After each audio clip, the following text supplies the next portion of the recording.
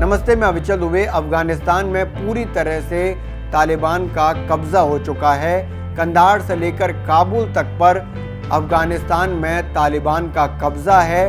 सेना ने पूरी तरह से तालिबान के साथ समझौता कर लिया है। इसके साथ ये भी माना जा रहा है कि अब पूरी तरह से सत्ता में तालिबान की वापसी होगी।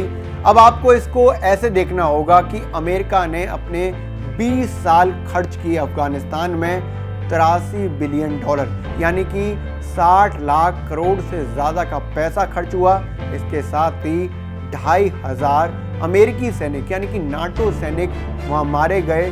हज़ारों अफगानी लोग और सैनिक भी मारे गए। इसके साथ ही तालिबान का भी नुकसान हुआ। लेकिन अब जो स्थिति है वो ये है कि तालिबान का पूरी तरह से अफगानिस्तान पर कब्जा है। आखिर तालिबान है कौन? क्या ये एक संगठन है या फिर लोगों द्वारा बनाया गया समूह या फिर कोई पार्टी है? इसको आसानी से समझते हैं। हमने कई बड़ी बातें तालिबान के बारे में सुन रखी हैं, लेकिन आपको आसान शब्दों में बताएंगे कि आखिर तालिबान है कौन, उसके विचार क्या हैं, उसकी सोर्स ऑफ इनकम क्या है और आगे ये बातें कहाँ तक जा सकती हैं। इसको बिल्कुल आसानी से सरल शब्दों में सवाल करते हुए आपको जवाब देंगे।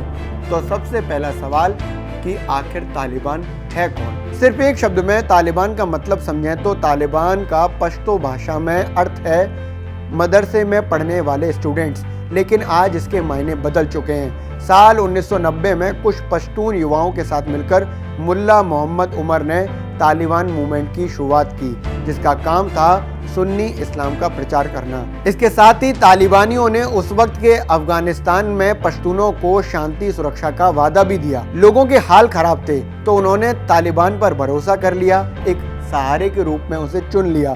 साल 1996 से 2001 तक अफगानिस्तान में तालिबान की सत्ता रही। अब इस बात पर आते हैं कि आखिर तालिबान की विचारधारा क्या है, उसकी सोच क्या है और वो किस कानून पर चलता है। तो तालिबान पूरी तरह से शरिया कानून पर चलता है और वही लागू करता है। 1996 से लेकर 2001 तक जब अफगानिस्तान में तालिबान की सत्ता रही तब वहाँ शरिया कानून ही था।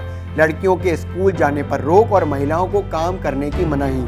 आदमियों को नमाज पढ़ना और लंबी दाढ़ी रखना जरूरी। हत्या की सजा फांसी और चोरी करने वाले के हाथ काटना आम हो गया। सजा देना एक इवेंट बनाया गया जिसमें लोग इकट्ठा होते, यही शरिया कानून के अंतर्गत वो बताते। आतंकियों को पनाह देना भी अफगानिस्तान की एक पहचान बना। अब इसके साथ ही तालिबान को लेकर एक सवाल और आता है कि आखिर तालिबान काम कैसे करता है। तालिबान देश की सरकार की तरह ही चलता है। पूरे संगठन का हेड होता है और उसके 3 डिप्टी लीडर। इन लीडर्स की एक काउंसिल होती है जिसे रहबरी शूरा कहते हैं। उसके बाद अलग अलग विभागों के कमीशंस होते हैं।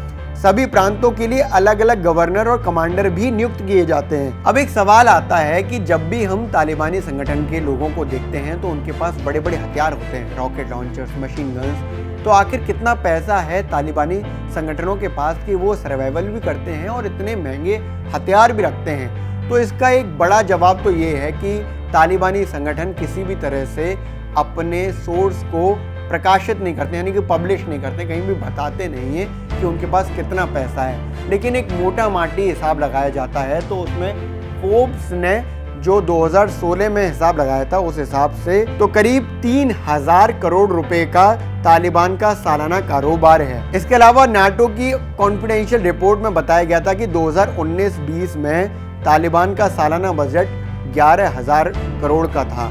इतना बड़ा बजट आखिर हुआ कैसे, मतलब उसके सोर्स ऑफ इनकम बने कैसे? अफगानिस्तान में 80% अफीम का उत्पादन होता है। पूरी दुनिया की 80% जो अफीम है वो अफगानिस्तान में उगाई जाती है। अफीम की खेती वाले ज्यादातर हिस्से जो हैं वो तालिबान के अंडर में आते हैं और तालिबान के अंडर में आते हैं तो तालिबान उसका टैक्स वसूलता है। टैक्स से उसको 3,000 करोड़ की कमाई होती है। इसके अलावा जो कमाई का जो जरिया है वो तालिबान के पास है खनन का, जो अवैध खनन है उसके जरिए तालिबान काफ़ी ज़्यादा पैसे कमाता है।